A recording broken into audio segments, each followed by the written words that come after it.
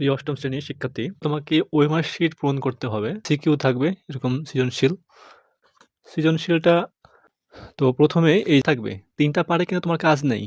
তোমার কাজ করতে হবে একটা পার্টে। এই যে ১ম যে পার্টটা থাকবে, এই পার্টটা হচ্ছে শিক্ষার্থীর পার্ট। আর এইটা তোমার পার্ট না। এখানে কোনোভাবেই লেখালেখি, আঁকাআঁকি কিচ্ছু করা যাবে না। এখানে লিখে দিবে শুধুমাত্র ২৫। এই যে ঘরটা দেখতে পাচ্ছ, এখানে কোনো অবস্থাতেই দাগ দেওয়া যাবে না। তোমরা পরীক্ষা দিবে হচ্ছে বৃত্তি পরীক্ষা।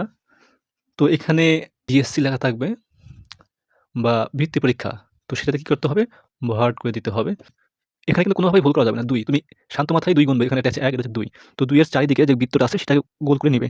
গোল করার পর চারিদিক থেকে ভরাট করতে ভিতরের দিকে আস্তে প্রবেশ করবে। এটা হচ্ছে সঠিক নিয়মে ভরাট করার নিয়ম। যে ১ কোথায় আছে? এখানে আছে।